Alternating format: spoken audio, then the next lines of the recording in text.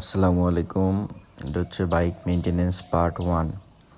তো আজকে আমি আমার বাইকে ইঞ্জিন অয়েল চেঞ্জ করতে যাচ্ছি। আজকে আমি কী কী ইউজ করবো সেটা প্রথমে বলে দিই।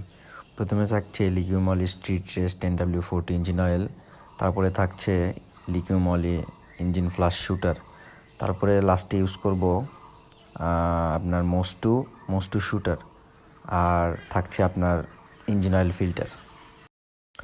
ইঞ্জিন ফ্লাশ করার জন্য প্রথমে পুরাতন ইঞ্জিন অয়েলের সাথে আমরা দিয়ে দিচ্ছি ইঞ্জিন ফ্লাশটা।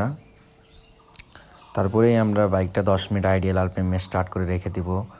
আর মনে রাখবেন, এখন কোনো পিক আপ দেওয়া যাবে না। তো 10 মিনিট হয়ে গেছে, আমরা এখন ইঞ্জিন অয়েল ট্রেন নাটটা খুলে নেব এবং ইঞ্জিন অয়েলটা ট্রেন দিয়ে দেব।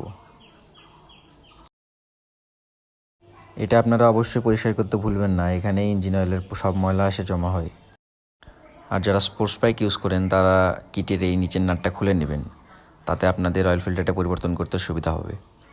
আপনারা প্রতিবার অয়েল চেঞ্জ করার সময় অবশ্যই অয়েল ফিল্টারটা চেঞ্জ করে নেবেন। দেখেন অয়েল ফিল্টারের কী অবস্থা। তারপর ড্রেন নাটটা লাগানো হচ্ছে,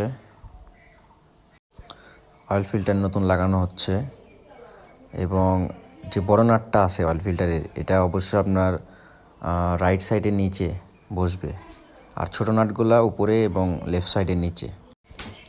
নতুন অয়েল ঢালা হচ্ছে লিকিউমলি আপনার 10W40 স্ট্রিট রেস। এটাই আমি ইউজ করে থাকি, জার্মান টেকনোলজি বলে কথা।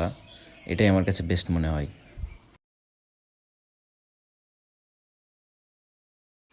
আর সবার শেষে ইউজ করছি আমরা লিকিউমলি মোস্টু শুটার, যা ইঞ্জিনকে করবে সুপার স্মুথ।